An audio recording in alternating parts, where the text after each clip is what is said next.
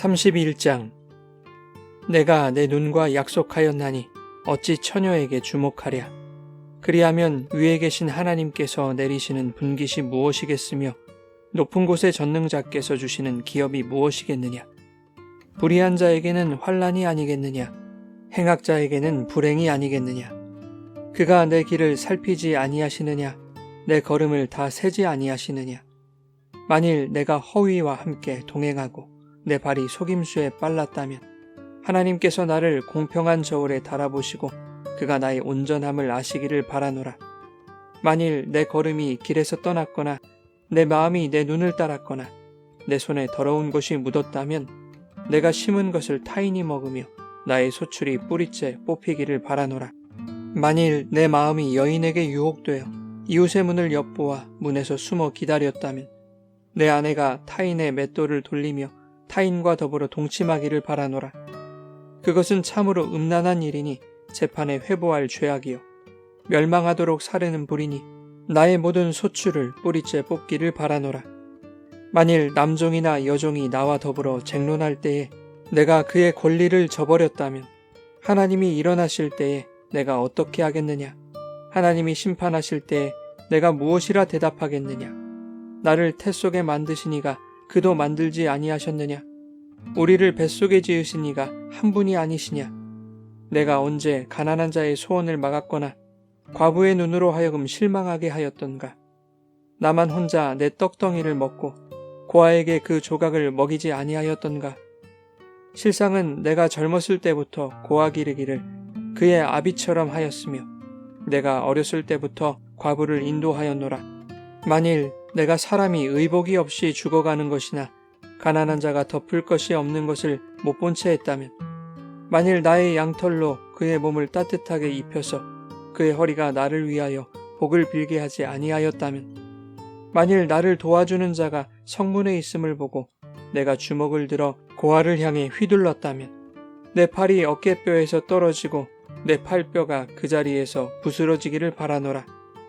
나는 하나님의 재앙을 심히 두려워하고 그의 위엄으로 말미암아 그런 일을 할 수 없느니라.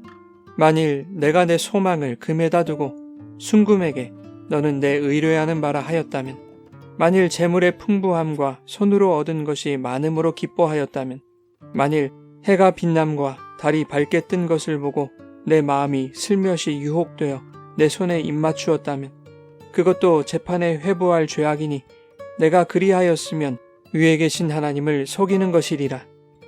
내가 언제 나를 미워하는 자의 멸망을 기뻐하고 그가 재난을 당함으로 즐거워하였던가. 실상은 나는 그가 죽기를 고하는 말로 그의 생명을 저주하여 내 입이 범죄하게 하지 아니하였노라.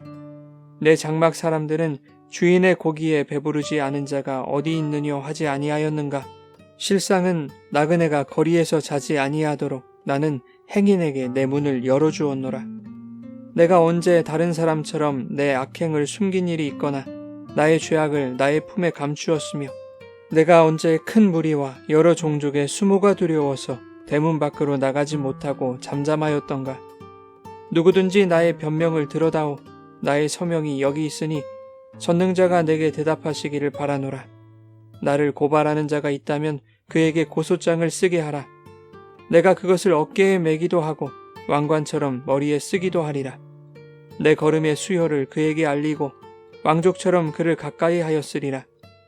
만일 내 밭이 나를 향하여 부르짖고 밭 이랑이 함께 울었다면 만일 내가 값을 내지 않고 그 소출을 먹고 그 소유주가 생명을 잃게 하였다면 밀 대신에 가시나무가 나고 보리 대신에 독보리가 나는 것이 마땅하니라 하고 욥의 말이 그치니라.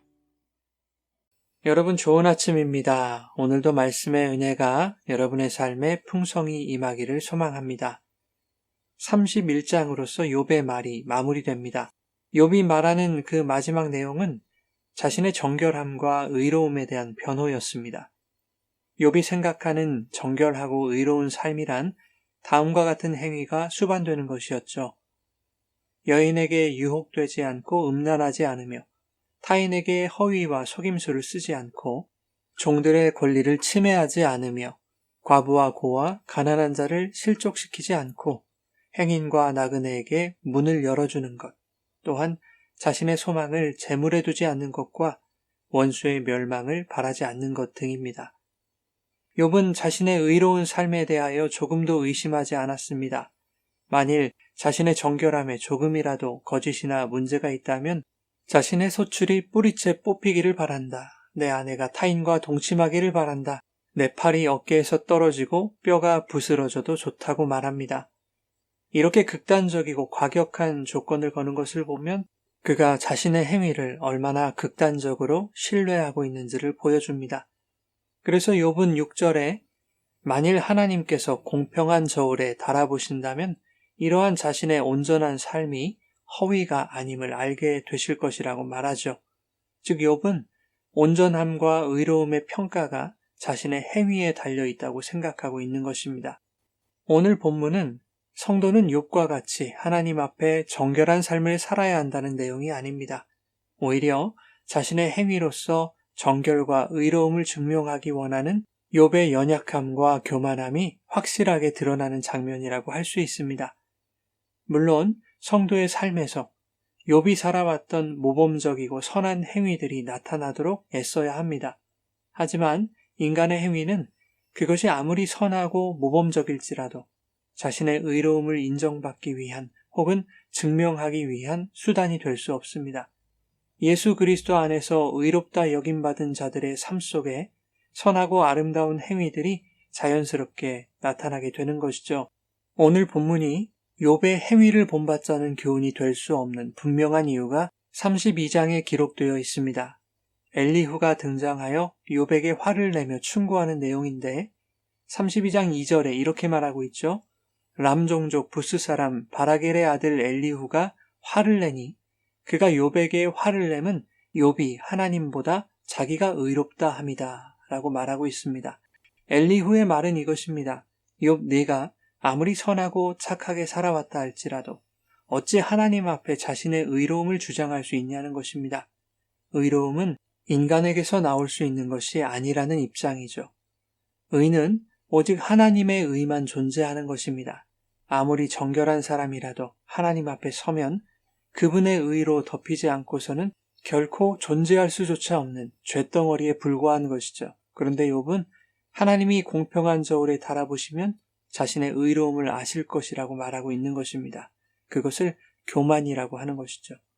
욥은 착하고 선하게 사는 그 행위로 자신의 정결함이 증명된다고 생각했던 것입니다.